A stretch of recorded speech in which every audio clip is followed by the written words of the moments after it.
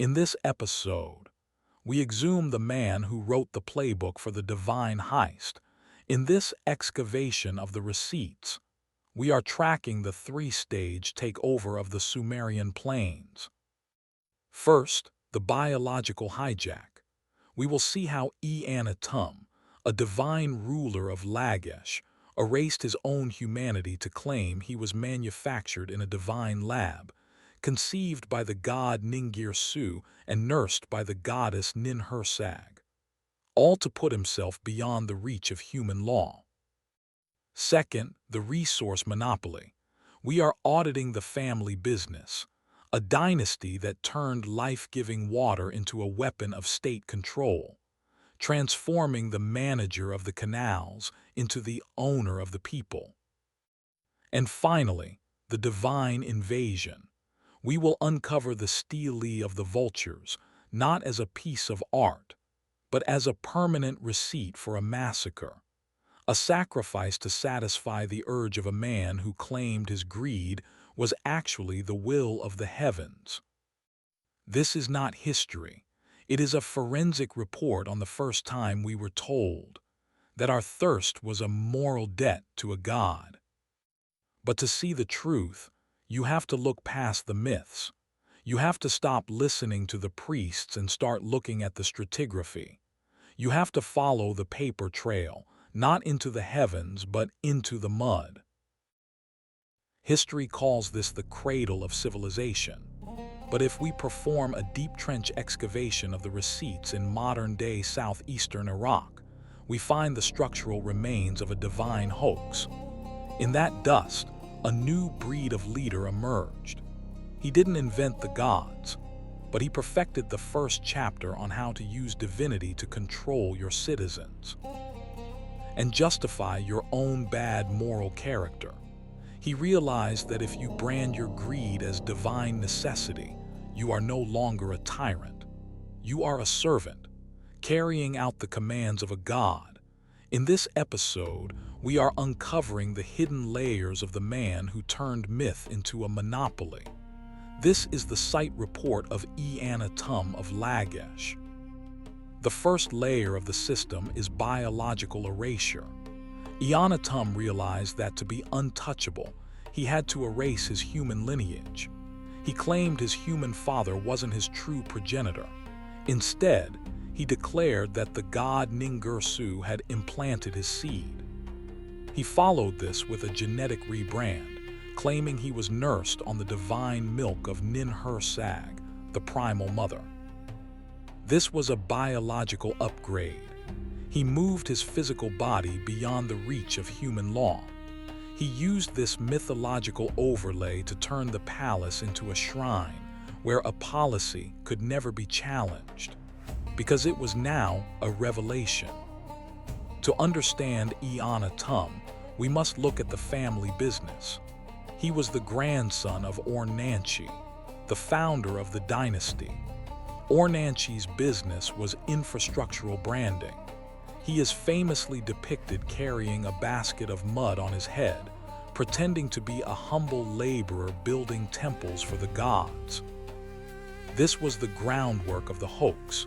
The family business was to build the physical structures of the city, the temples and the waterway infrastructure, and then claim they were divine gifts that the family was merely managing for the heavens. Eannatum's father, Akorgal, maintained the monopoly, but it was Eannatum who realized that the family's stewardship could be scaled into stratigraphic dominance. He didn't just carry the mud, he weaponized the water. The primary paper trail is the Enmetina. It quotes the immutable word, stating that Enlil, king of the gods himself, marked the boundary. Eannatum used this family receipt to pursue an evolution of titles. He transitioned from the wartime title Lugal, or the big man, to Ensi, the steward. By calling himself the manager for the god Ningirsu, he traded the accountability of a king for the infallibility of a divine agent.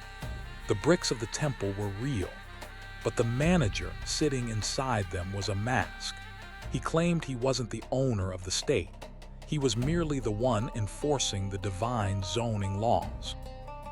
Finally, he seized the title king of Kish, the divine overlord for the entire world. And since the divine had made their choice, who was left to judge his moral character? To operate this system, Eannatum utilized the May, the physical hardware of the Hoax. These weren't abstract laws, they were tangible artifacts. To hold the object was to hold the source code. The May for irrigation, manifested as the divine measuring rod and rope. By holding these physical tools, Eannatum was the only one authorized to redefine the earth and the waterway infrastructure. The May for battle, the divine mace, is shown in a stone monument called the Stele of the Vultures. In it, the god hands Eannatum the physical weapon. To hold the mace was to possess the template for victory. The May of kingship, the exalted tiara and throne. By occupying the physical object, he claimed his actions were the original intent of the universe. The throne was real, but the divine right to sit on it was the illusion. To defend this monopoly, he developed the phalanx. He fused his soldiers behind a wall of shields, erasing the individual from the archaeological record. It was the grinding wheel he used to crush any city that stood in the way of his family's stewardship. He utilized the Atrahasis tradition, telling them they were ghost slaves, a species manufactured by Ninhursag, the mother goddess, specifically to perform the labor the elite gods refused. They were referred to as Lulu, a term used in the Atrahasis to describe primitive or expendable humans. The formation was real, the slavery was real, but the divine origin was the hoax. The most ominous move in the unmasking is the intentional reallocation of the divine. Originally, Ningirsu was a deity of the life-giving water, but as that water failed, Eannatum remanufactured the iconography. He turned the god of the farmer into a god of the killing net. On the Stele of the Vultures, the god no longer holds a plow. He holds the Shushgao, a massive battle net filled with the bodies of the defeated. Eannatum realized that a god who provides water is only useful when it rains, but a god who provides victory is useful, as long as there are neighbors to plunder. This is where the mask slips. Eannatum didn't just want land, he wanted a holy war. He declared that the god Ningirsu was angry, that the neighboring city of Umma was encroaching on divine property. He used this divine request to justify a slaughter. He claimed he didn't attack for resources. He was attacking to take the god's land back. He used that excuse to march his armies across the border and brutally kill 3,600 of his neighbors, piling their bodies into 20 mass graves. To Eannatum, a neighbor wasn't a human being. They were a sacrilegious squatter on his family's private estate. But the massacre of Umma didn't bring back the rain. As the waterway infrastructure began to fail, salt poisoned the soil and the flow stopped. Eannatum wasn't about to blame the gods or take responsibility for his divine duty. He and his priests claimed the great noise, and sins of the people had offended the heavens, causing the gods to withhold the water. He turned a geological and engineering catastrophe into a moral debt that only the people could pay.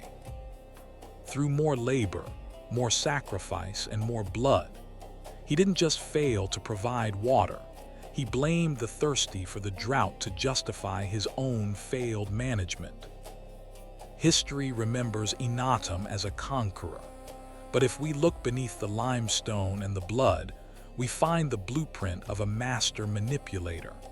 He didn't just win a war, he manufactured a reality where war was the only option. Let's take a look at his playbook to create the ultimate divine hoax. Step 1. In the divine origin story, he replaced his human father with a god. By claiming he was sired by Ningirsu and suckled by Ninhursag, he became 5 cubits, or 5 forearm lengths of a living monument.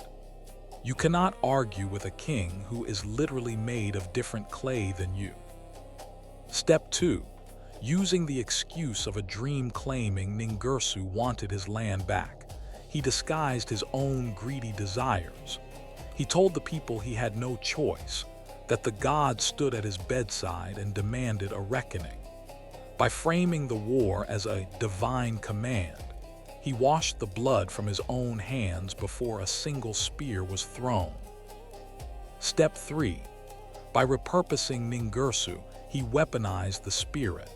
He took the gentle provider of water and grain and gave him a mace and a net of souls. He rebranded the divine from a source of life into a justification for death. Step 4. He weaponized history by inventing the official story of the war with Umma. Through the Stele of the Vultures, he ensured that the only record of the conflict was his own. He didn't just kill his enemies, he deleted their humanity, turning them into a pile of nameless bodies for the birds to pick clean. Step 5.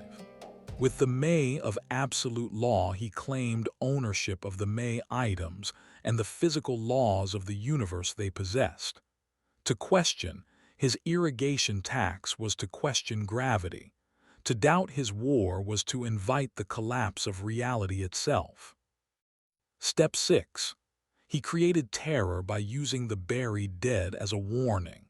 The burial mounds were so high they required ladders to scale, not just to bury the dead, but to tower over the living. He turned the landscape of Lagash into a map of what happens to those who make noise. Step 7. He passed the blame of his own failed farming practices on his citizens and the actions of Umma for angering the gods with their great noise. Eannatum's field stayed salty. The water never truly returned, but it didn't matter. By the time the people realized the harvest was gone, they were already marching in his phalanx, trapped in a great noise of his own making. Next time in Episode 3, we exhume a man who took Eannatum's blueprint and scaled it until the rivers ran red to the sea. A man so brutal, so absolute, he made Eannatum look like a saint. Next time, Sargon the Great.